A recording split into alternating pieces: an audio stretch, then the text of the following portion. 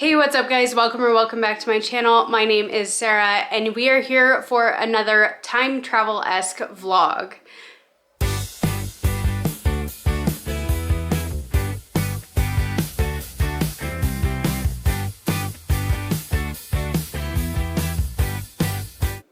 So if you have been around for a little while, I've done a couple of these videos where, well, one of them, I did daylight savings time a couple of years ago that I read 3 books that included time travel. I think it was actually 4 books that included time travel.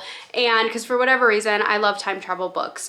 And then last year, it wasn't for daylight savings time, but I would just wanted to do another one of those videos. And I read The Memory Collector's Timeline and The Third Rule of Time Travel. Really enjoyed those books. So now I'm going to do another one of these videos. I'm so excited because I always have such a good time with these. I find some really, really great sci-fi books. And these ones are a little bit different than what I've done in the past though.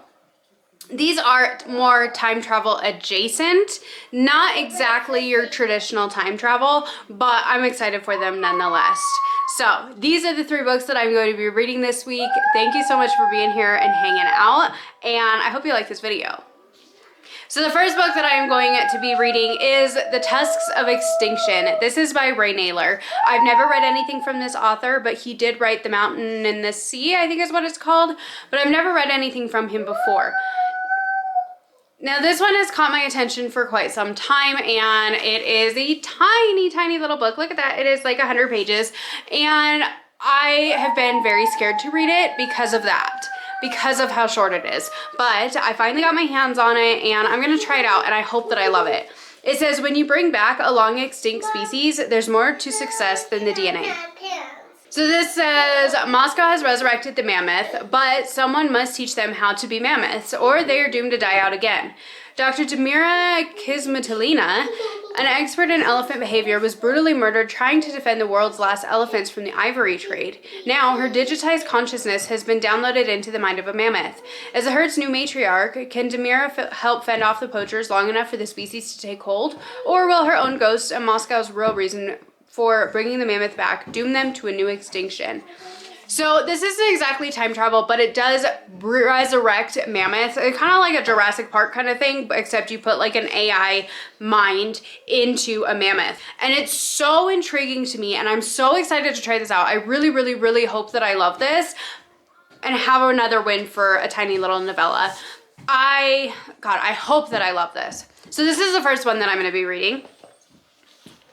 The next one that I'm going to be reading is one of my most anticipated books that I picked up in February, and I've mentioned it a couple of times now, but that is The Astral Library by Kate Quinn. Now this one isn't exactly time travel because the magical realism element in this book is that you can go into your favorite stories. So like she goes into classic literature stories. So she goes back to the 20s to the time with Gatsby, and she goes back into the time of Jane Austen and things like that. So it says going into Sherlock Holmes's London and things like that. So it's not exactly time travel, but she's going into the other worlds that are set in other times.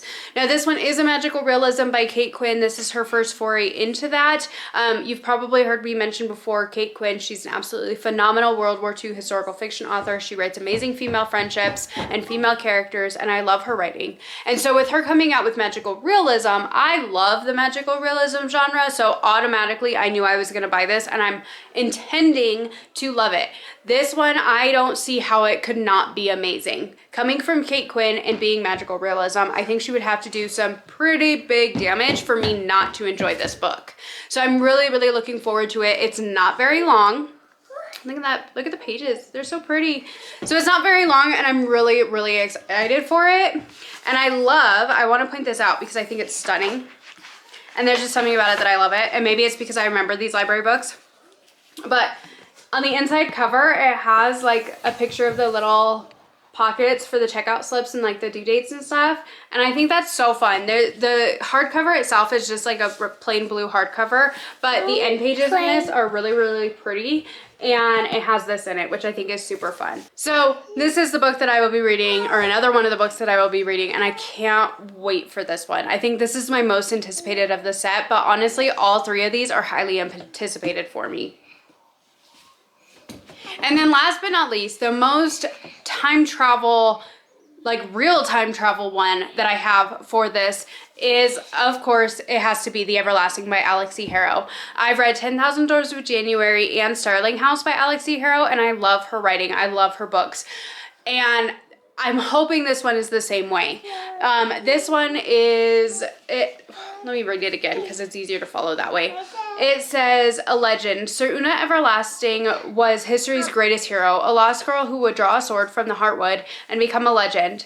The knight's epic feats were rivaled only by her tragic fate, a sacrifice that saved a queen and built an empire. A lie. Centuries later, Owen Mallory has dedicated his life to Una Everlasting, abandoning a promising scholarly career to defend his country. He comes home from war broken and weary until he finds a reason to live in the pages of a mysterious book. A love story. Sent back through time, the historian's task is to ensure that Sir Una meets her tragic fate. But instead, Owen falls in love with the complex woman behind the legend. He doesn't know how to watch her die or how many times he's done it before. To rewrite Una's legend, they'll have to rewrite history itself. So it sounds really, really interesting. And like I said, I love Alex E. Harrow's writing. This cover is beautiful. And I knew as soon as this book came out that I was going to be buying it because I had been watching it beforehand. So these are the 3 books that I'm going to be reading for this video. I cannot wait. I think I am going to start with our shortest one, which is The Tusks of Extinction. And I know this isn't your traditional time travel vlog because these aren't like your traditional time travel books. But they're all ones that I'm really, really anticipating and I'm really looking forward to. So I wanted to try them out. And so hopefully they are all 5 stars and we'll have a huge win for this. Wish me luck. I'm going to go start reading and I will talk to you guys probably once I finish this one and have my thoughts on this one. So I will talk to you guys here in a little while and yeah, see you later.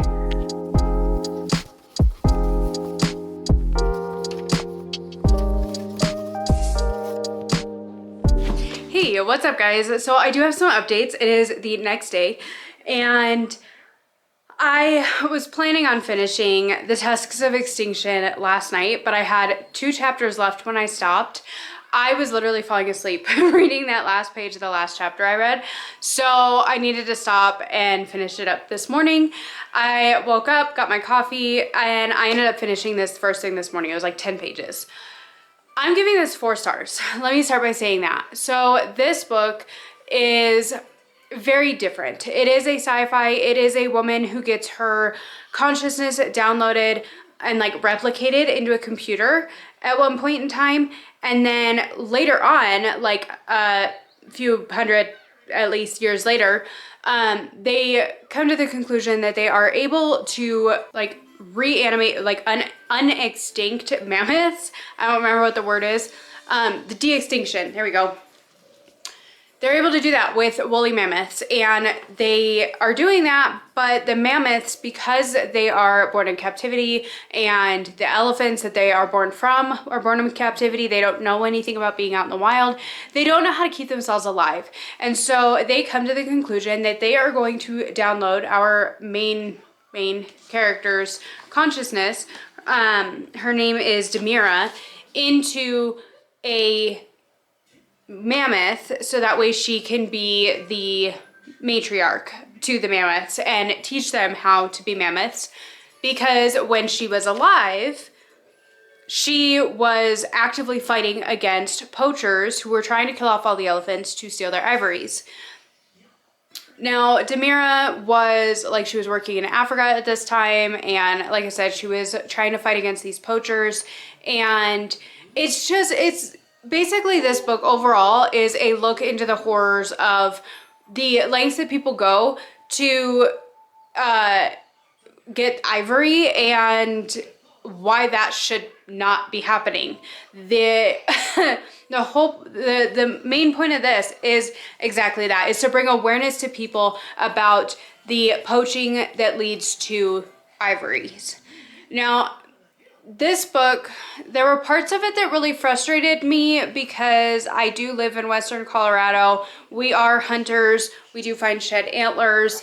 And as being who I am, there were parts of this that really annoyed me about these people's outlooks on hunters and hunting and guns and things like that. There were parts of this book that I really didn't like because of that aspect of it. Because not everybody is hunting animals as a trophy. You know, there are those, but there are those in anything that you talk about. There are always those. So not everybody is hunting for a trophy or for the pleasure of being able to sit on top of an animal. You know, that's like, it talks about that. That's not always the case. Okay, maybe in this like dystopian world it was at this point, but that's not always the case with hunters. So I didn't like that.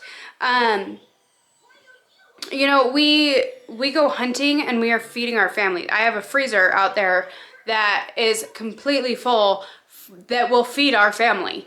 Or I guess not completely full because we're, you know, eating it. But I have a freezer out there that is full because it is the meat that we are using to feed our family.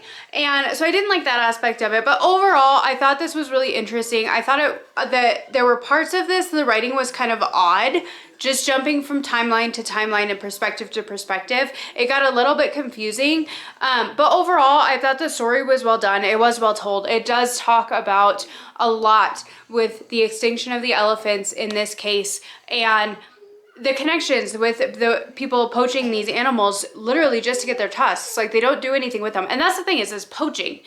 It's poaching. They're killing these animals just for their ivory so they could sell it to the highest bidder. And that is not right. So I thought this book was really interesting. I'm not going to get any more into it. I think I've already probably said too much. But that being said, I gave this 4 stars. I did enjoy it. It's not my most favorite thing in the world. It's probably not the most memorable thing in the world, but at this moment, I did enjoy it.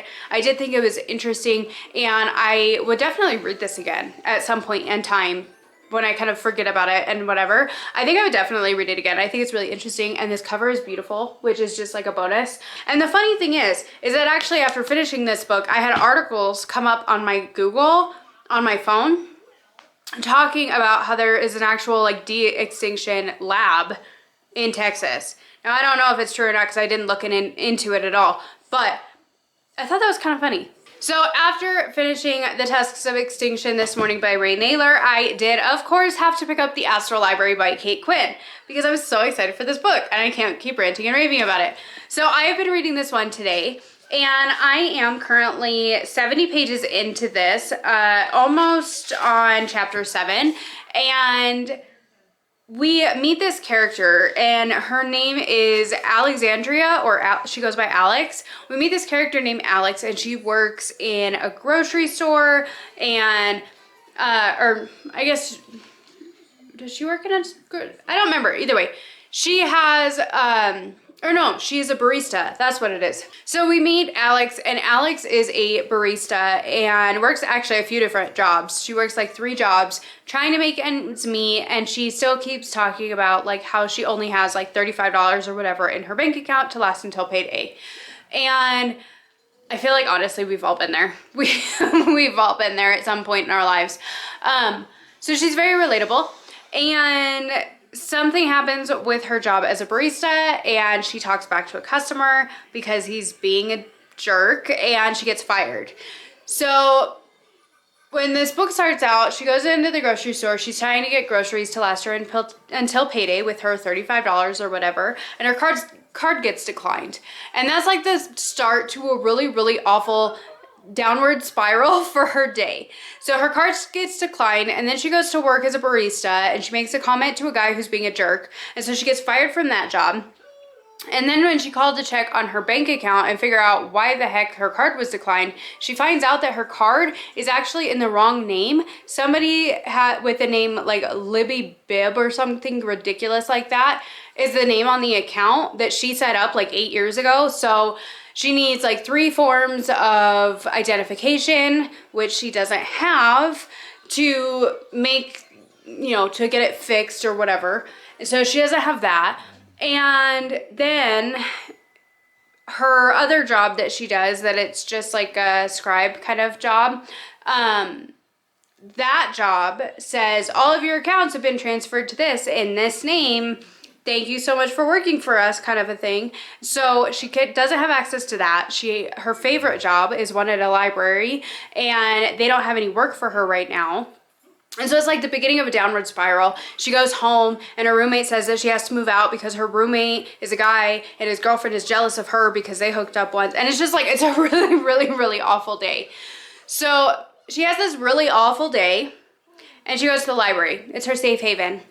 And she's trying really hard not to break down. She goes into the reading room, goes through a door thinking like it's a closet or whatever, and just not wanting people to see her break down and cry. And she finds herself in the Astral Library.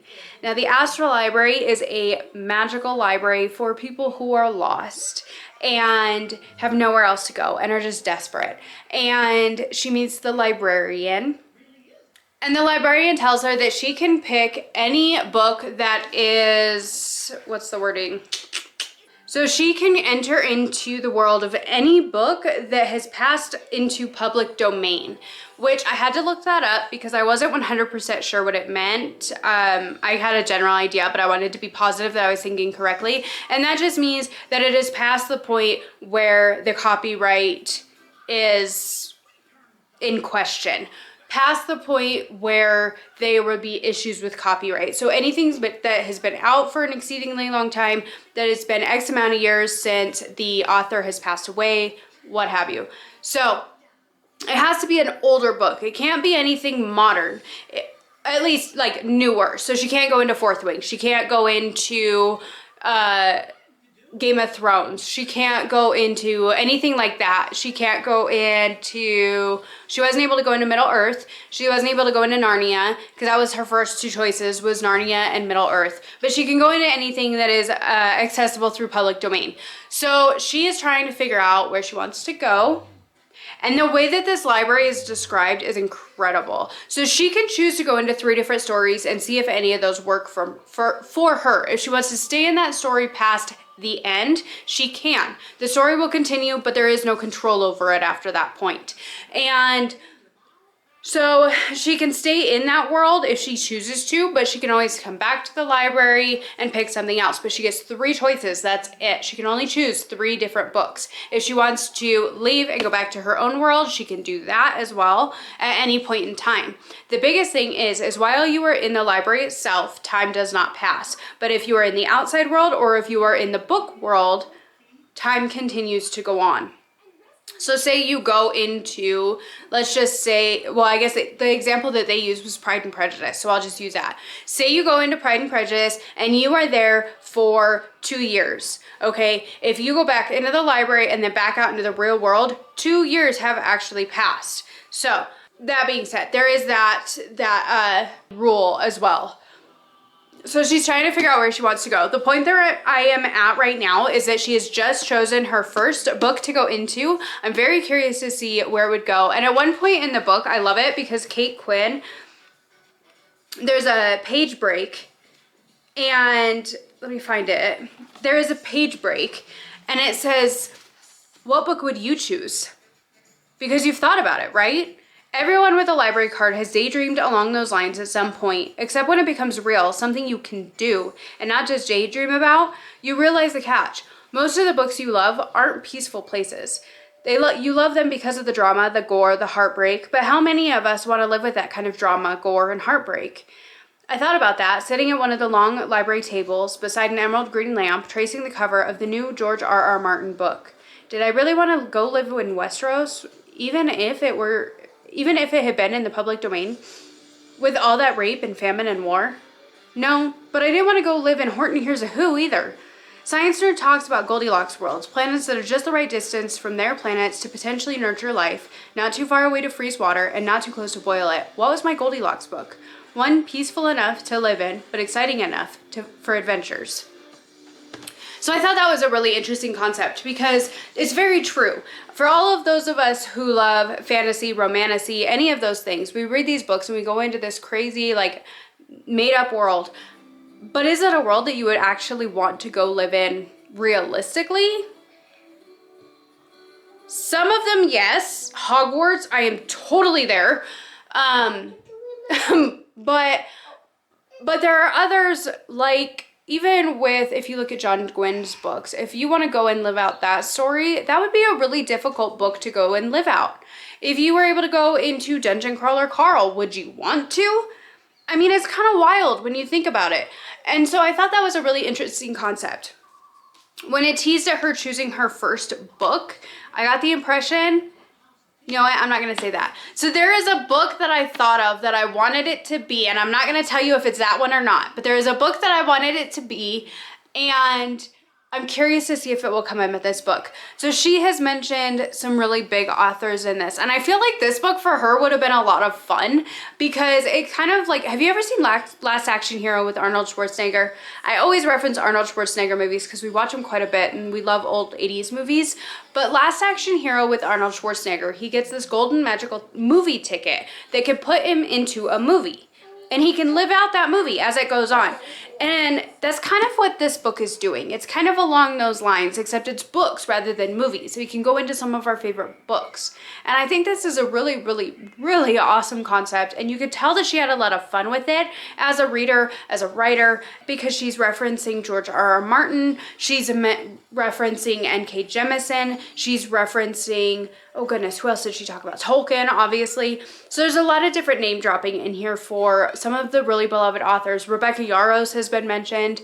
And I think that's really, really fun because that's a different accessibility that she didn't have before. She wasn't able to mention all these books in any of her other works because all of her other works are set in 40s in the World War II. So I think this book had to have been so much fun for her to write. And now that I've been going on for 15 minutes straight about this book, I am loving this. I am super intrigued to see what books she chooses to go into and the way that everything plays out. I'm really excited to continue on with this. I'm absolutely loving it so far. The descriptions are absolutely amazing in this. I love it so much. She wrote this for book lovers, 100%.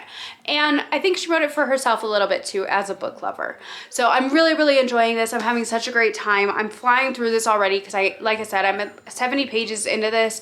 And there's been a lot of different things going on here at the house this morning with phone calls and doctor's appointments and just a whole bunch of different things. So I'm really happy to be reading this and I'm so excited to continue. So I'm going to go read and I will talk to you guys when I have some more thoughts on this one. Okay, so the last time that I talked to you guys, I was reading The Astral Library by Kate Quinn, and she was just about to choose and reveal the first book that she was about to go into. I've now finished the book, and this book didn't go exactly how I had thought it was going to. So I thought it was going to be kind of like the Midnight Library, that she tries out these different books, sees what fits and what doesn't fit. However, I should have known from the synopsis that it did not go that way. Before she has the opportunity to go into the book that she had chosen, the first one that she chose to go into and try living her life, she gets roped into a quest of her own. So somebody is threatening the library and the library's patrons. Somebody supposedly has somehow breached their security, and now they're having to go into these other books and save the patrons from those books, hide them somewhere else, and try and figure out what's going on. So we jump into a bunch of different books, a bunch of different worlds, and we are meeting some of the other patrons who have had things lead them to desperation, desperate to get out, desperate to be safe, and they needed the sanctuary of the library. And it goes from there. It goes from there. This book, I finished it. I am giving it 5 stars. Now, this is not your typical Kate Quinn. This is very different from anything she has ever written. The writing style obviously is still amazing. She has a great writing style, and it's really relatable characters, really believable characters, and lovable characters. But this one is very, very different. This is not historical. but I loved it. I loved it and I gave it 5 stars. I had such a great time with this. So there's tropes that she kind of plays at that are tropes that we're all expecting, that we've seen before. Some things are expected, but other things are not. And you could just, I got a feel from this book that Kate Quinn just had a great time writing this. Drawing from her experiences from a reader's perspective and an appreciation of all the different forms of literature out there, whether that be Fourth Wing, whether that be classics like Dracula or Jane Austen's writing, or Sherlock Holmes for the mysteries, whatever the category of books, or George R.R. Martin with Game of Thrones, whatever the case may be, you could see an appreciation as a reader in this book for other people's writing. And I love that. There are so many different author name drops and places and characters, and there's just so many different little things in this book that just, it made it so much fun to read. So the way that I was thinking about this book, it was kind of reminds me of, if anybody has seen Last Action Hero, I talked about this, I believe, a little bit in my last clip.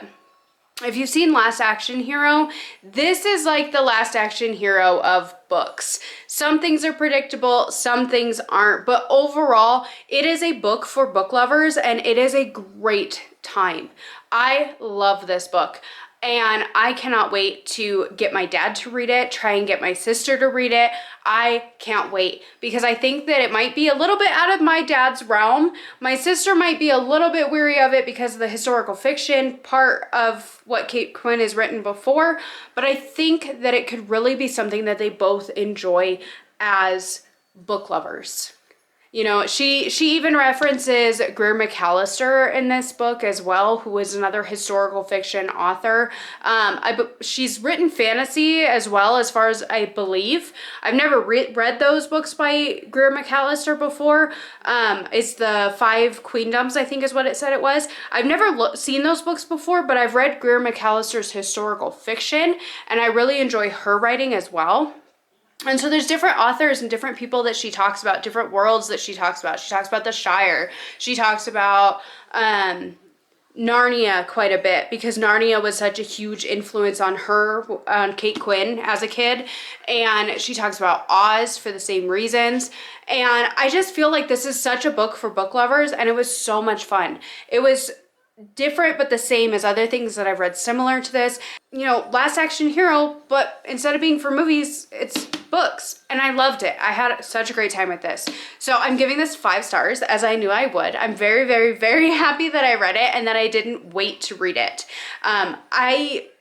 I have so much excitement for all the books that I've gotten in February, and just so far this year in general. I have so much excitement for all of them, and I'm really, really glad that I'm not waiting for an extended period of time to pick up these books that I am excited to read right now. I don't want to be super excited for something and then put it off for 6 months. I do that a lot. There's a lot of books that I'm excited for in the moment, and I'm like, oh no, I can't read that because of my TBR or because of videos I have planned. But I'm trying to fit these in better so that way I can read them sooner. This book just came out at the end of February, and I didn't wait to read it, and I'm really, really glad that I didn't. I didn't waste any time, and I'm so happy. So now that we have a 4-star and a 5-star read, I am going to jump into reading The Everlasting by Alix E. Harrow. I'm a little bit nervous for this one, but I'm overall super excited. Oh, by the way, time travel in this one, it's not exactly time travel. They go into the books that are set in different times, because all the books have to be past the point of copyright laws. And so they're all like older books like Dracula or like Jane Austen or like Sherlock Holmes. All those books are like open because they're past their copyright laws. So it is jumping through time because of the settings of these books, but it's not exactly time travel. I told you, this is going to be a really loose video when it comes to the time travel aspect, but that's okay. That's okay. We do have time for me to do potentially another video later on this year where it's actually time travel books, but for right now, we're just going to we're not going to question that too much. But this one is the most fitting for the time travel aspect. And I'm really, really excited for this. I'm really nervous for this because it's just, I feel like there's a difference with her writing that is just very lyrical and it's not always super fast paced, but I've loved her books so far. That couple of books that I've read from her so far. So I am really looking forward to this one. This one is like a knight and a maiden, but like reversed, where she's the knight and he's the historian. So I'm really excited for that. This book is another one. It's not very long. This is obviously the last book of this video. I'm really looking forward to it. And so I'm going to start this one while I have a chance. My kids are currently staying with their grandparents right now, except for my daughter. My boys are staying with my grandparents for the moment, but I'm going to go and get them here soon. So I'm going to do that, but I am going to at least try and start in on this one. We'll see how far I get today, but considering the fact that it's Saturday and this video isn't going up until next Friday, I'm ahead of schedule and I'm loving what I'm reading. I am having a great time reading these books. So really excited to jump into this one. I will come back and give you my first initial thoughts. Maybe I'll update you more than I did with the Astral Library. I don't know, we'll see how this goes. We'll see how much I fly through this book. But either way, I'm gonna go start this. I'm gonna quit procrastinating and I will talk to you guys later. Hey, what's up guys? So it has been a few days and I have not come in on here to update you or check in with you or anything. I finished the Astral Library and I started The Everlasting by Alex E. Harrow. It took me a couple of days to fully get immersed in this book for one reason. Alex E. Harrow, her writing is very lyrical and it's very beautiful, but sometimes it takes me a minute to kind of get immersed in her storytelling. And doing that with the weekend and 3 kids at home, it was hard to focus. So I didn't really like hone in on this book until Monday. And now today is Wednesday and I'm back and I am reading and I am loving this book. So I am about halfway through it right now. I am on chapter 15, which is 167 pages in. And this is following the story of a woman knight, Sir Una Everlasting, and this guy, Owen Mallory, who is in more of our time, and he is so infatuated with her story and her, everything about her. And he is researching her and trying to find out more about her life and trying to find out more about her story. And in doing so, he is sent a book. And this book is called The Death of Una Everlasting. And then he's looking at it, translating it, and then all of a sudden it disappears. And in its place is a white card with nothing written on it except an address for him to go to. That address leads him to the Capitol. And he has to meet with this woman who is in politics. And she basically sends him back in time to a certain point where he meets Una Everlasting and goes on an adventure with her, and it's leading up to her demise. And so he is actually the one who is meeting her and telling her story. Come to find out, that is the book that he was sent. It's very intricate. Alex E. Harrow involves so many little details in this that are so interesting to follow, and these characters are just so interesting. They're so different but like real, and it's, I don't know, it's very, very hard to explain it, but she just has a way of writing that is beautiful and it's so fleshed out. And now we've gotten to the point in this book where you're not only getting Owen Mallory's perspective, we've also gotten the perspective of Una Everlasting and telling her story and telling her perspective of what's happening. And it's been really good. I really like this. So it did take me a couple of days to fully get into it and actually get immersed in it because of the fact that it was the weekend that I started it. It was really hard to focus on with having kids home and just to really like hone in on it and like focus on what I was reading. But now that I have, and I've had that opportunity, I'm reading this, I'm really enjoying it. So it does feel very dense because it's of just her writing style. It feels dense, but it's not that long of a book. So I am halfway through. I'm going to try and get as far as I possibly can in this today. Hopefully I'll be able to finish it because today is the last day of school for my kids before spring break starts. So I really want to be able to try and finish this one today if possible, so that way I can get this edited, get it posted, and then I can start working on something else. But I am really enjoying this, and I think it's super interesting. This is the only book in this that actually has like legit time travel, but I have enjoyed these books so much that I have read for this video, and it's so much fun. I love finding all the different ways that people play with time and play with the storylines and stuff like that. I think it's super interesting and super fun. And so I love reading books like this. But I'm really glad that I'm reading this. I'm really glad I didn't put it off longer. I said the same thing about the Astral Library, because this book is one of those that because of her writing style, and I know this with Alix E. Harrow, I love her books, but her writing style is a little bit intimidating because it kind of takes me a minute to get into them. But I am really glad that I didn't put this off. I'm really glad that I'm reading this now. I haven't had it for very long. I know it came out at like, what was it, the end of October in 2025. And I finally got my hands on it because I knew I was going to, and I'm really glad that I'm not taking longer to read it. So I am really enjoying this right now. I think it's really interesting, and the politics in this are crazy. Like, his dad is a protester, he is a soldier, or was a soldier, and he calls himself a traitor. And then there's the politics that go along with the times of Una Everlasting, like being such a pivotal figure. And it's crazy, all the little details that she thought of, and all the little things, all the little ways that there's tension between Owen and between Una. Between those two, all the different little variants of tension that there is between their characters, because when it all comes down to it, he is in love with her, she is in love with him, even though they don't really know each other all that well. But you can tell that with the writing in this, that they loved each other so much.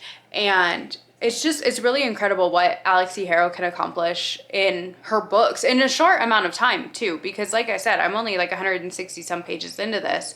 So it's amazing what she can accomplish in such a short book, and the characters that she creates are just incredible. So I'm gonna continue reading this. Hopefully I will be able to knock this one out today, and I don't know if I will or not. I need to film a wrap up, but I don't know if I'm gonna do that or not. At this point, I don't know if I want to, because I think most of my books that I read in February are ones that I've talked about in videos. So I don't know if I'm going to film a wrap up or not, even though I probably should. And then I need to finish reading this. So I'm going to go do that because I have a lot of things to get done today before spring break starts and the kids are home for a week and a half. So I'm going to go, I'm going to read, and I will talk to you guys later.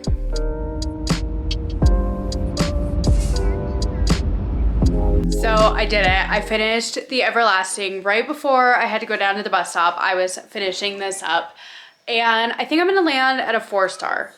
So there were parts of this that were repetitive because they had to be, and there were parts of this that felt like it was too stretched out.